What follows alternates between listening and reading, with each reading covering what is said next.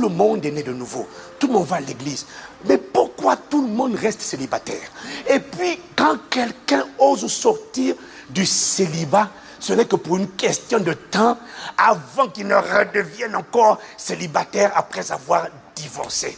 Est-ce que c'est un problème sociologique, un facteur endogène? On peut regarder statistiquement? Non. Laisse-moi te dire une chose. Quand c'est le même schéma que tu vois chez tout le monde, toutes les femmes ont du mal à se marier, c'est compliqué. Quand elles se marient, avaient fini par divorcer pour redevenir célibataires. Ça vient d'où? Lorsque c'est le schéma qu'on retrouve chez tout le monde, tout le monde, tous les hommes, toutes les femmes, ce n'est pas sociologique, ce sont des réclamations qui viennent des hôtels familiaux. Ça veut dire quoi? Ça veut dire que back in the past, dans les générations antérieures, les ancêtres ont dit à l'esprit des eaux, l'esprit d'impudicité, la reine des côtes, ils ont dit, on te livre nos enfants, donne-nous la jeunesse, donne-nous la beauté, donne-nous le succès, on te livre nos enfants, prends-en soin, garde-les à toi.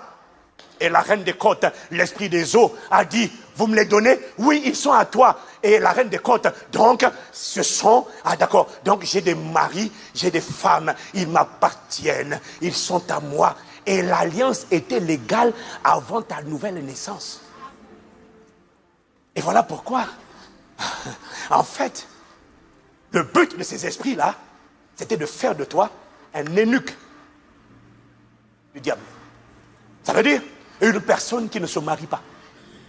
Sauf que quand Dieu fait de toi un eunuque, comme Paul, c'est ta volonté. Tu choisis, tu es d'accord. On ne te l'impose pas.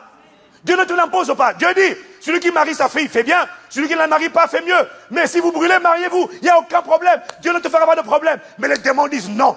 L'esprit des eaux, la sirène dit non. Tu es à moi, tu es mon mari, tu es ma femme, tu m'appartiens, tu seras célibataire.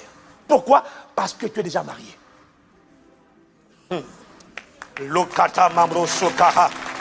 Il m'a dit, c'est ça que tu vois. Pourquoi c'est la même famille? C'est ce que c'est naturel? Non, ce sont des réclamations des hôtels. Ils ont dit, cet enfant est à nous.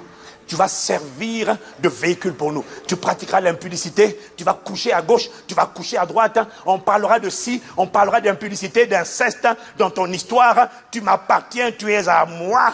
Tu es à moi. Et puis toi, un jour, à cause de l'éducation morale, ou à cause de ce que tu acceptes Jésus dans ta vie, et tu dis non, tu aspires comme toute femme, comme tout homme, tu aspires à te marier avec la personne que tu aimes. Les esprits disent quoi? Tu veux te marier? Non. Les ancêtres nous l'ont donné.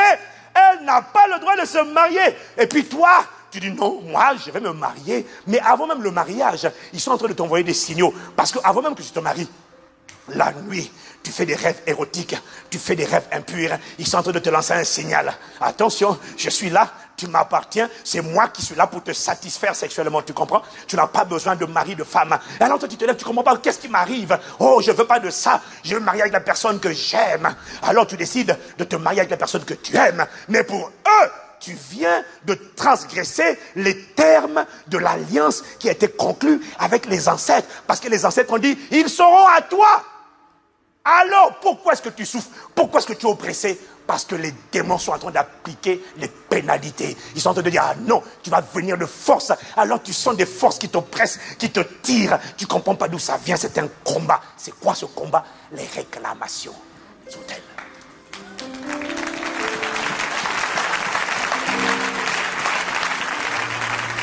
Et si malgré les signaux de dissuasion qu'on t'a envoyés, tu veux néanmoins, tu forces néanmoins le mariage avec quelqu'un que tu aimes. Et ça, c'est sûr que tu l'aimes.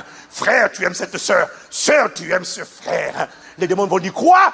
Il ose se marier contre le respect de l'alliance qui a été scellée avec les ancêtres. On va voir ce qu'on va voir. Alors tu te maries avec la personne que tu aimes. Mais c'est bizarre. Tu épouses la personne que tu aimes. Mais bizarrement, une fois que tu l'as épousée, tu ne sais pas ce qui t'arrive.